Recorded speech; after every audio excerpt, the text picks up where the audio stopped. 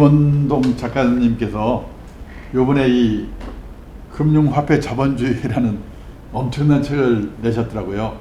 제가 이렇게 보니까 책에서 다루고 있는 내용이 아주 방대하더라고요. 네. 그 핵심 내용이 우선 어떤 건가 먼저 좀 간단히 소개해 주실까요? 먼저 제가 경제학자도 아닌데 왜 이런 책을 쓰게 되었는지 그 목적부터 밝히는 것이 구독자들한테 도움이 될 것 같습니다. 그것은 다름이 아니라 온통 뉴스를 보면 CPI가 어쩌니 PPI가 어쩌니 하면서 금리를 내려야 된다는 둥, 동결시켜야 된다는 둥, 매일 수학 공부하듯이 도무지 똑같은 얘기만 되풀이하고 있습니다. 그래서 제가 이 인문학으로 읽는 금융화폐 자본주의라는 책을 쓰게 된 목적은 우리가 평균의 함정에서 벗어나 다른 세계를 보려고 하면 볼 수 있는데 우리 자식이나 손자들 세대에서는 돈과 자본주의와 인문학이 어떻게 엮여 있는지 최소한의 이런 정도는 알았으면 해서 이 책을 쓰게 된 것입니다. 그렇구나. 네네. 그러면 이 금융하고요 경제 시스템을 신화, 종교, 철학과 연결시켜서 설명을 하신 게 인상적인데 네네. 그 신화, 종교, 철학에 대해서 어떤 깊은 이해를 갖게 되신 그 계기가 있었나요? 지금까지 화폐 자본주의를 분석하면서 기존의 경제학은 수학적으로 증명이 가능한 어떤 과학이라는 가면을 쓰고 어떤 방정식에 의해서 우리한테 어떤 각인시켜 놓은 경우가 굉장히 많습니다.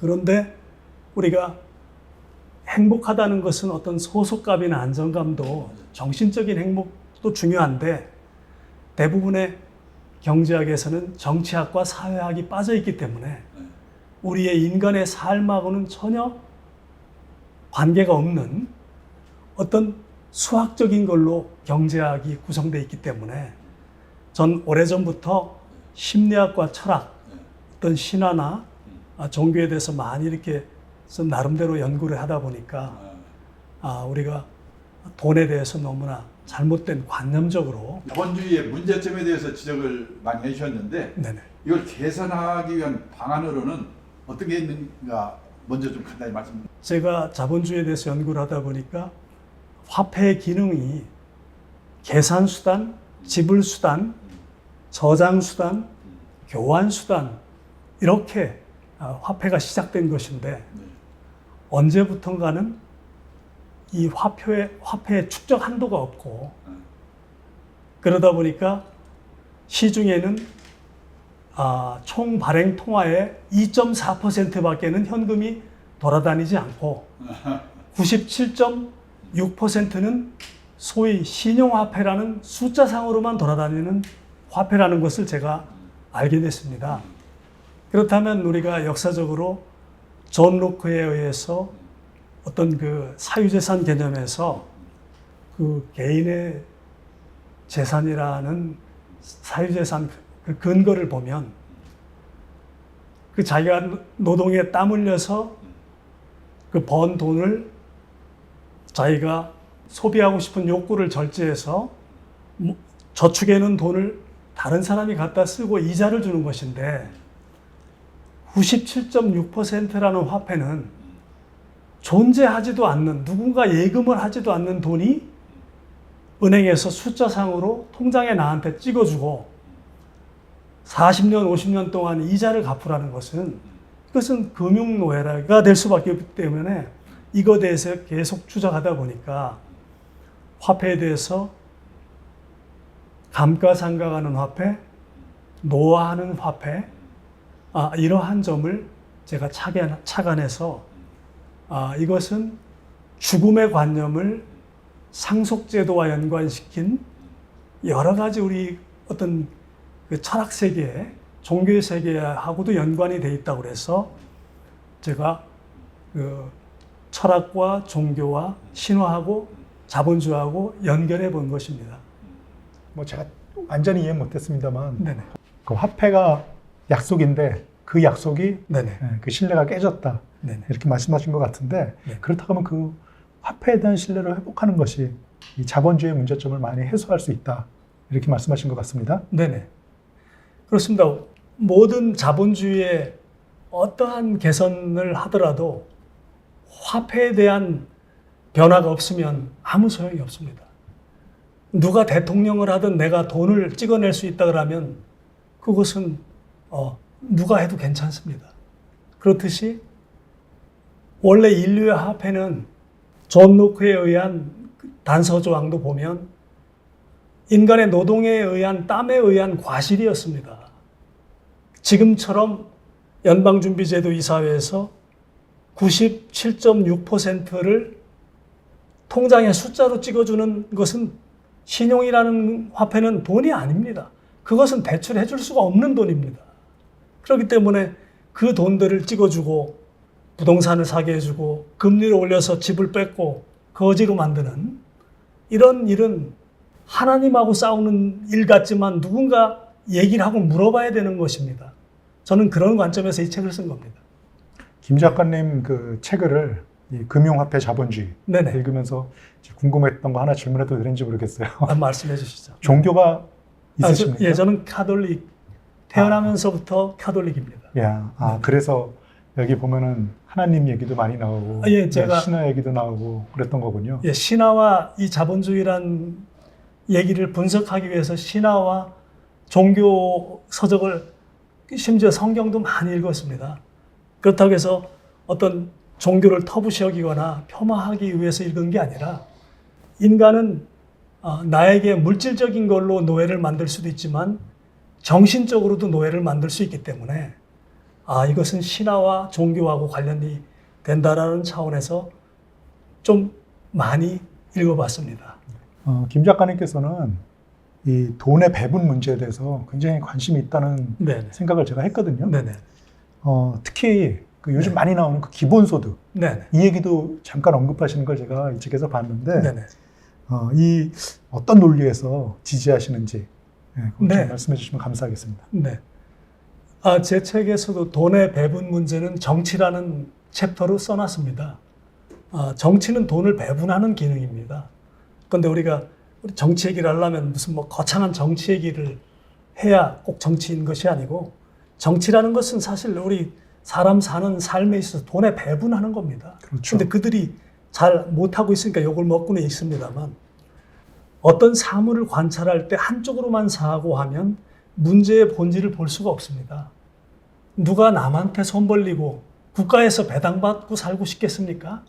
자기 노동으로 땀 흘린 노동으로 여행도 가고 재산도 불리고 교육도 시키고 행복을 누리고 살고 싶겠죠.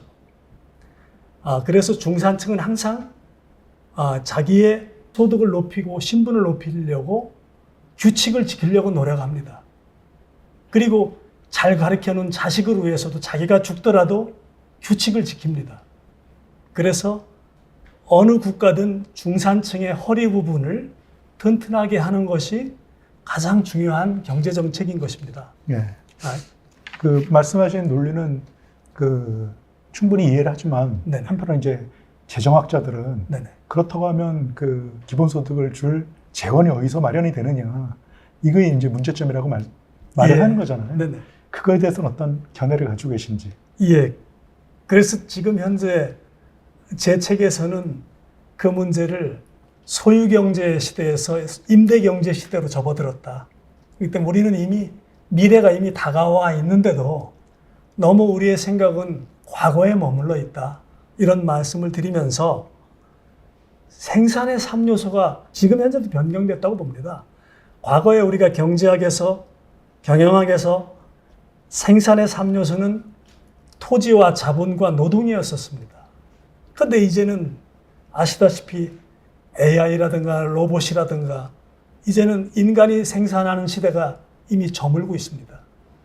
그래서 생산의 3요소는 로봇과 소비할 국민과 국가가 생산의 3요소입니다. 그렇다면 기본소득의 재원은 과거에는 인간의 노동으로 인건비를 줘야 됐지만 로봇이 생산하는 건 월급 달라고 안 합니다. 그렇기 때문에 국가에서는 로봇세를 징수해서 내수 시장을 돌리려면 소비할 수 있는 국민들한테 돈을 나눠줘야 됩니다. 그렇게 되면 경제가 돌아가는 것이죠. 네. 네. 그렇다고 하면 돈의 가치를 너무 오랫동안 축적해놓은 돈의 가치를 계속 떨어뜨리려고 하면 그게 일종의 그 인플레이션이 그런 걸 막는 장치잖아요. 왜냐면 계속 돈을 움켜쥐고 있으면 인플레이션에 의해서 계속 가치가 감가상각되는 거잖아요. 그렇습니다. 네. 그래서 이번에 비트코인 관련해서 곧 제가 볼 때는 한 3년이나 5년 안에 이제 시행될 것으로 보고 있는데 미국의 CBDC 디지털 화폐라는 그 화폐가 우리가 익명성 때문에 지폐 발행을 아직도 고수하고 있는 사람들이 있는데 곧 CBDC 디지털 화폐가 나오면 화폐 관리의 투명성 때문에 어떤 불법 거래라든가 절세나 탈세라든가 자식한테 상속되는 여러 가지 이러한 자본주의의 어떤 경제 시스템이 많이 바뀔 것이다라고 저도 지금 예상하고 있습니다. 작가님 워낙 그 심오한 세계관을 가지고 계셔서 재테크라고 하는 그런 것을 하실까 하는 이런 궁금증도 드는데 네네. 작가님 혹시 어떤 식으로 자산 관리를 하시는지 그걸 좀 말씀해 주실 수 있으세요? 저는 뭐 재산 증식 쪽보다는 제가 워낙 노는 재주가 많아서 뭐 테니스나 여러 가지 운동 같은 걸 많이 다 하기 때문에 그렇게 재투자하는 데에서는 조금 아마 제가 좀 게으른 편이었었고요. 제 개인 투자를 한다 그러면 외환 투자를 조금 해서 조금 재미 본 경험도 있습니다. 외환 투자라고 하면 외국환을 사뒀다가 네네. 그 가치가 오르면 네네. 팔고 네. 다시 싸지면 매수하고 이런 것들인가요? 네. 보통 달러 네, 저도 달러 투자를 투자를 하셨다는- 좀 최근에 해서 조금 재미를 본 적도 있습니다. 하지만 어떤 뭐 부동산에다 돈을 묻어놓고 땅에다 돈을 묻어놓을 정도로 제가 무슨 재무구조가 튼튼한 사람은 아닙니다. 근데 그 투자할 때 근거가 있잖아요, 보통. 왜 그때 달러가 이렇게 가치가 올라갈 거라고 생각을 하시고 투자를 하게 되셨어요? 제가 이 책을 쓰면서 IMF 때 달러에 대한 학습은 남미, 동남아시아, 한국 등등 외환 보유고를 갖고 있어야 안전하다는 것을 학습을 시켰고 그 다음에 코로나라든가 러시아와 우크라이나 전쟁이라든가 미중 무역 전쟁이라든가 이런 것을 봤을 때 제가 그 미국의 1947년도에 랜드 연구소에서 조지 캐넌이라는 미국의 외교 정책의 설계를 했던 그런 사람들의 연구 결과를 보다 보니까 100년 만에 모든 세계의 이권은 동북아시아로 오겠구나. 피벗 투 아시아. 100년 전에도 뭐 에치슨 라인이라든가 우리 한반도에서 안 좋은 전쟁들의 기억들이 있죠. 100년 후에인 지금 미국의 동북아시아 회귀 전략, 피벗 투 아시아 이러한 전략을 이미 1940년대에 이들이 짜놓은 것을 제가 공부해서 알게 됐고 그렇다면 기축통화인 달러는 많이 풀어도 놨지만 세계적인 공포 때문에 달러 가치는 떨어질 수가 없다라는 제 어떤 확신에 그래서 그냥 우연찮게 이 책을 쓰는 과정에서 어떤 그 공부의 결과로 그렇게 투자해서 했던 것입니다. 네. 뭐 저희는 금융기관이지만 은행처럼 이제 그 예대 마진을 추구하지는 않고 펀드를 네. 남의 돈을 이제 받아다가 그걸로 이제 수익을 내주는 이 자산운용사잖아요. 그 저희 같은 이런 자산운용사가 네네. 고객을 위한 가치를 어떤 가치를 창출해야 된다고 생각하시는지 그걸 마지막으로 말씀해 주시면 감사하겠습니다. 네네. 저희들이 참고하겠습니다. 네네. 트러스톤 자산운용사가 싱가포르의 투자관리청처럼 어떤 기부받은 자산을 임대사업에 투자하다든지 외국에 투자해서 어떤 그 국민들의 삶에 기여할 수 있는 이러한 사회 공헌 사업에도 앞장섰으면 하는 것을 감히 제안드리고 싶습니다. 네, 감사합니다. 말씀드리니까 저희들이 개인 고객들 퇴직연금 및 이런 노후 자금들을 잘 불려서 기부할 수 있게 이렇게 도와야겠다는 생각이 듭니다. 네. 오늘 긴 시간 대담 참가해 주셔서 감사합니다. 감사합니다. 고맙습니다. 네.